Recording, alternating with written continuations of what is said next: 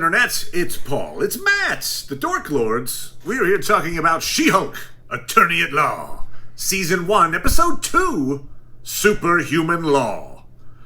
We open with news coverage of She-Hulk's public courtroom fight with Titania. She gets the nickname She-Hulk.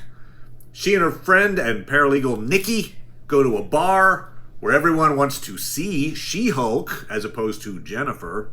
And basically everyone knows who she is. She is very public now. We end with her new client, Emil Blonsky, a.k.a. Abomination, escaping from prison and joining an underground fight club a la what we saw in Shang-Chi. Paul? Yes?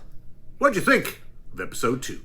I liked it. I did. I did think that it was a bit, it was interesting because there was a lot that they sort of took on in the first episode, and then the second episode they did more sort of, you could say, table stakes or establishing the premise of the show.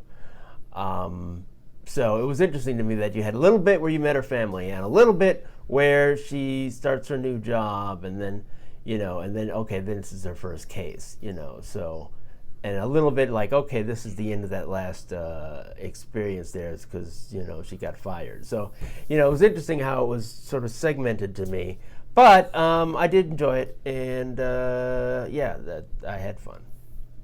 No, it was fun. I mean, I'll say this, they dialed it back from, superhero action show. This was lawyer show, but to good effect. But there was not a I have to go fight a supervillain in this episode. But do we? You mentioned the family aspect. We got to meet the family. Now we know that Balky, distant relative of Bruce Banner. I'm all in it. Perfect Strangers are in the MCU, baby. Woohoo! No, but Mark Lynn Baker, Larry from Perfect Strangers. Yeah, I was hoping it was more that Nora was in the MCU actually. Oh, okay. Good. But I used to watch that show religiously. By the way, Perfect Strangers. Watch that show a lot. I watched only enough of it to decide that it was not for me.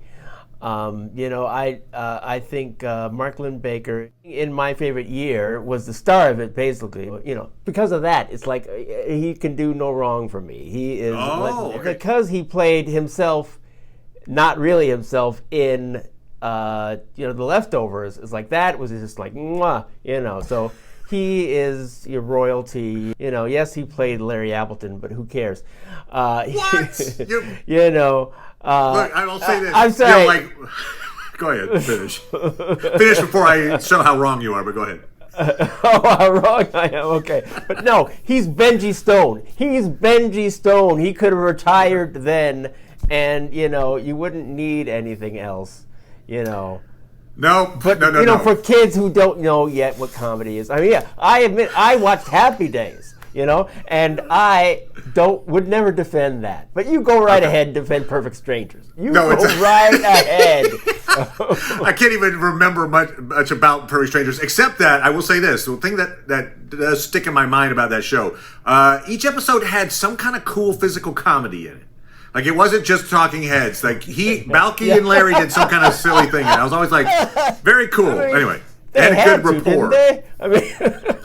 Well, I'm just saying, it was cool. I liked it at the time. All right. Okay. And I'll say this, I would suggest, I would wait to hear your opinion if you watched it ever again. You're right. No, you're right. We're talking literally 40 years ago. So, yeah. Yes. No, yes. My opinions have probably changed by now. At the time, great. But much like, it's funny because it's similar in some ways to what we're doing. I'm experiencing with House of the Dragon. So House of the Dragon, I only see Matt Smith as Doctor Who. I'm like, Doctor Who. Now Jennifer's dad is Larry. So I'm like, apparently his name is Morris. He's not.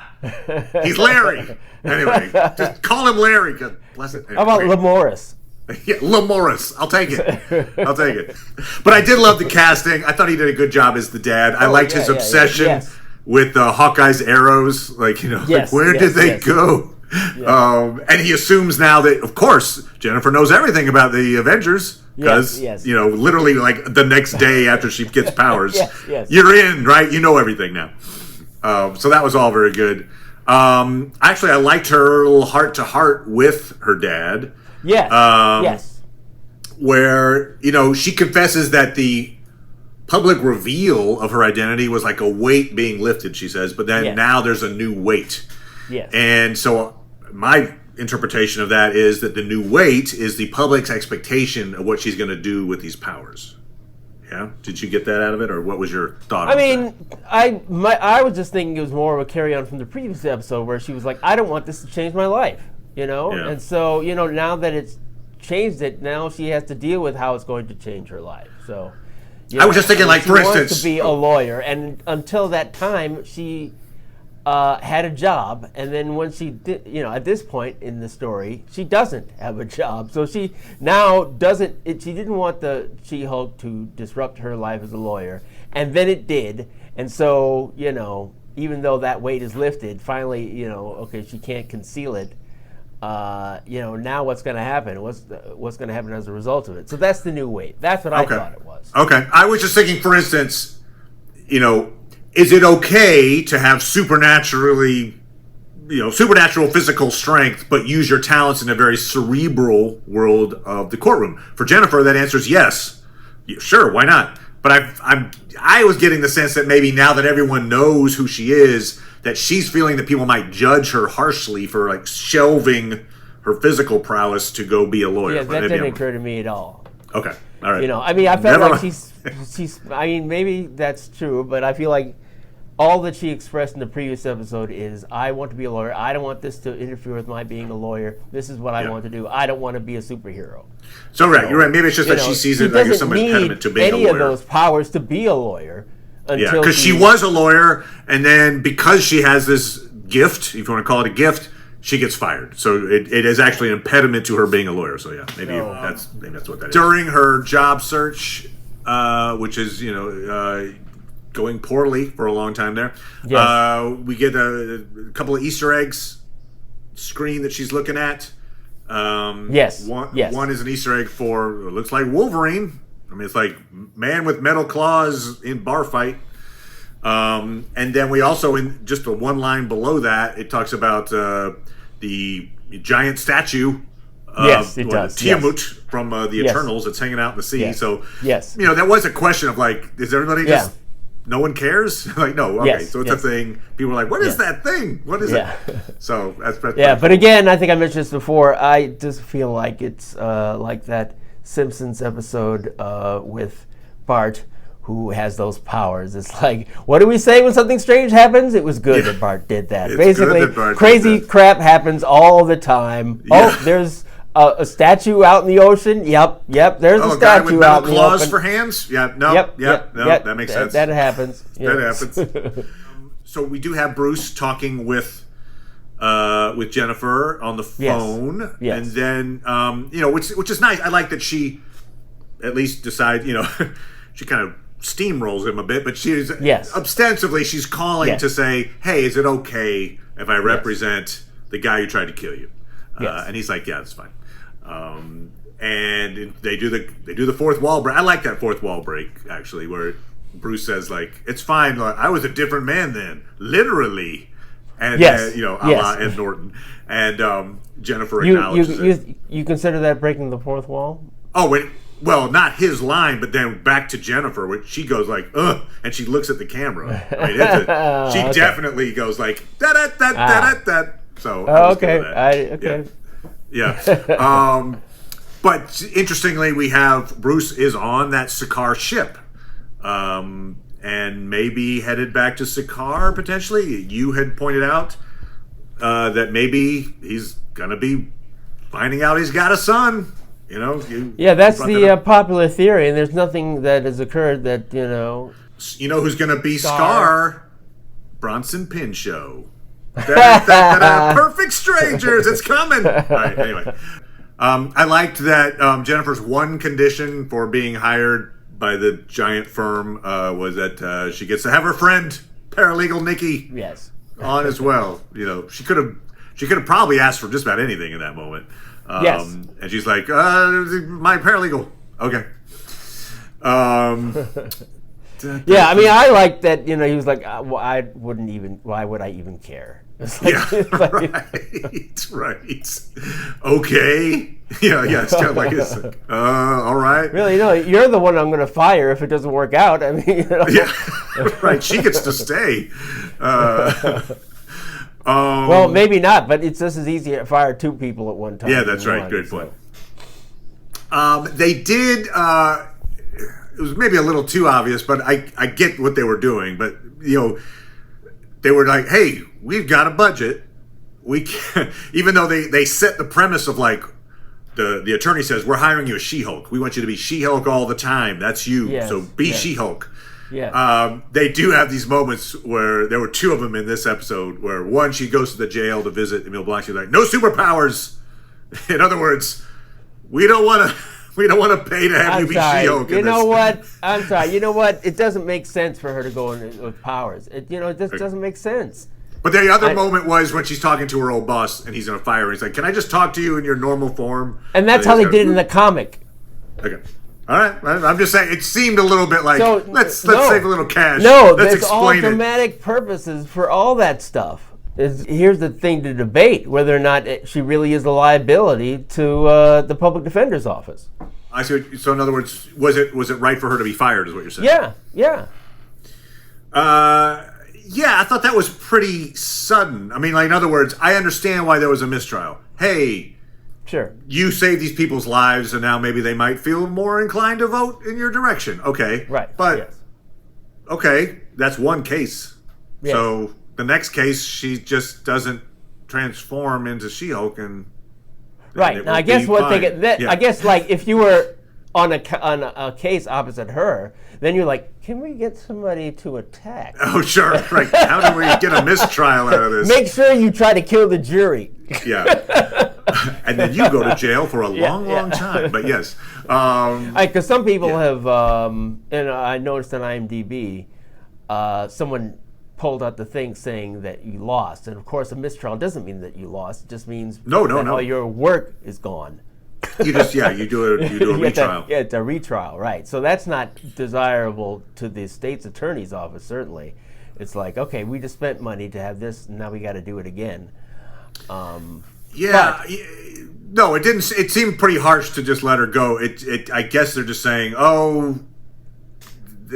we see that this is going to be problematic in some way, and we just rather not deal with it. But I will say this: at the moment when that happened, I was thinking like it's almost like like a discrimination thing in a way, right? You're like, you were fine as an attorney. We thought you were great.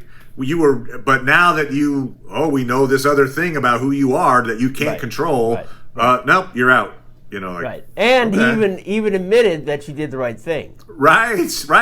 Great point. She's like, "What did you want me to do?" He's like, "No, you did the right thing." Okay. Yeah. And I mean, so I could imagine in maybe a more serious show, they might even like she sues them for discrimination or something. Anyway, but right now would that might would that say something to other firms then? I mean, either A, she'd be fighting to get back her job, or B, get financial redress, and then someone else might hire. But then if they feel like I mean. One thing we don't know, like this first case that she's got, they're taking pro bono. So what are they getting out of doing this branch of law? I think that's a question to be answered. I think there's some nefarious purpose in all of that, perhaps, but we'll see. Conspiracy type of thing. But we'll see. We'll see where that leads. Yeah, I don't know. I mean, my guess. You mean in this particular case, or in having this branch of law? Well, in this firm's intentions for like representing all of these potential like supervillains and stuff, and then going and potentially bringing She-Hulk in as their counsel. I don't know. It seems a little like what is, as you say, what's in it for them? What is it? Is it just? I don't know. For me, I wouldn't feel confident making that supposition unless I knew how it played out in the comics. Okay. So, and I don't. And I don't either. Okay. But I feel like it's the comics way to have these kind of cases come in. And if you have something of, some plot where I was like, but how is this a bad thing? And then the plot has to be okay, so I guess this should end then. And it's like, oh, so all the reasons why these cases are coming in, they're supposed to end? Right. No, or maybe it's just the firm are jerks. And right. So then what? Then she either takes her own cases, and she doesn't have money to do Right. that. She starts her own firm or something. Who knows? Yeah. Apparently she's working for this firm in the comics, and it's not like I haven't heard it said, because I haven't read all the comics, but I haven't heard it said that it was only for this time. I feel like she's still there. We also, interestingly, when she's job hunting and kind of trying to live frugally. That kind of reminded me a little bit of Falcon and the Winter Soldier. When Falcon's like, being an Avenger doesn't pay the rent. Yes. I got to go do jobs. Yeah, other people have noticed that as well. In that, it's like in that one he was. In this one she was saying, is there 401k or whatever? Yeah, right. Maternity leave. Maternity leave. Yeah. And the answer is no, probably. Yeah. Well, there's got to be something. Yeah, they just haven't nailed it down, but yeah. So there was a lot of things that were interesting about this firm doing this, right? Because she's the head of this branch, right? And she's, not that experienced as a lawyer. It's not like she's gotten other partner offers. She only recently got her own office, she said. So now it's like, instead of being a lawyer on it, she's the head of it. Yeah.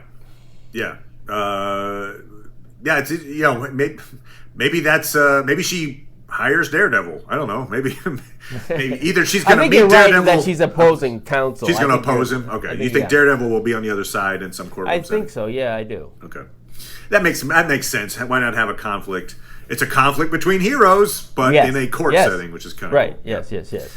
I mean, I think what they're going for is Adam's Rib, which of course starred Spencer Tracy and Katharine Hepburn, a married couple who got into a case and they were opposing each other. So, that's what you want to have. You want to have the romantic repartee between a lawyer and an opposing lawyer. So I think that's what they're going to go for with. So you think she's going to have some kind of a relationship with Daredevil, is what you're saying? I mean, as opposing counsel, she'll have to meet with him, and they'll have, I mean, it's possible they'd be on their same side, I guess, and they'd be co-counsel, right? But I think it's more likely. It makes more sense. Yeah. Why not? Why not take the instant conflict that being on opposite sides of a case gives you, instead of having to create your own conflict? Like, no, it's built in. Do it. Yes. I did like also Abomination. We'll say Emil's rationale for his choices. Like he made a pretty good case for himself. I'm not sure that I believe him, but in terms of like, hey, jury. So you agree with Jen? He did make a compelling argument. Yeah, but he was like basically saying like, I thought I was the hero, and so I was like Captain America, and then suddenly it's like, oh, Hulk gets all popular. He was destroying the town, and now I'm the bad guy. Hey, I think I'll try to take the bullet and rewatch the Hulk again. You're so busy, you'll never have the time to rewatch that because I don't think it's as clear as she's got a lot of problems in this case coming up because he, I think, shot himself up, without any help I think from he the was government definitely juicing. Yeah. Like he was. I think his motivation, I believe, was the power that the drug would give him in that moment, as opposed to like, I want to do right. Like, I don't. So, but even still, perhaps it's an addictive force, you could say, or whatever. So right. And a lot of time has passed, even in real world time. So he's been in jail a while, had time to think about it. So they're retconning him a little bit into like, hey, I'm not so bad. I'm not a terrible person. But yeah, so Obviously we've seen from the trailers there's more scenes of him actually even as Abomination. So yes, she's going to be maybe her representation of him is going to be kind of one of the main through lines of the show. Perhaps. Not like, oh, I represented him for a day and now I'm done and what's the next case? Right. Well, it's certainly curious that group that he's mentioned a few times that he wants to his friends that he's met in prison. That he seven wives or whatever. Yeah. Like, okay. It's like what are the potential? I wonder if it's the Wrecking Crew from the comics. I don't know. Oh, interesting. I mean, it is fun the idea that here is She-Hulk and she is representing Abomination, who's got a similar chemistry of sorts, who also was the antagonist for Hulk. So it's a cool. I can see why they chose that to be her case. It's an interesting story development for sure. You mean the makers of the show? The makers of the show, yes. Not necessarily the big firm. Yeah. Not the big firm. Yeah. So it's interesting that in the comics apparently he did not initially want her to be She-Hulk all the time. And why it would be necessary for her to be She-Hulk all the time is not exactly clear. I mean, I guess it's just like a PR thing of like, hey, we've got a superhero that works for us and handles high-profile cases. I guess. Right. Yeah, but why you would need it beyond, say, a number of like photo ops or photo, right? Like, oh, here's a reporter who's doing a story on it, or if she's in court.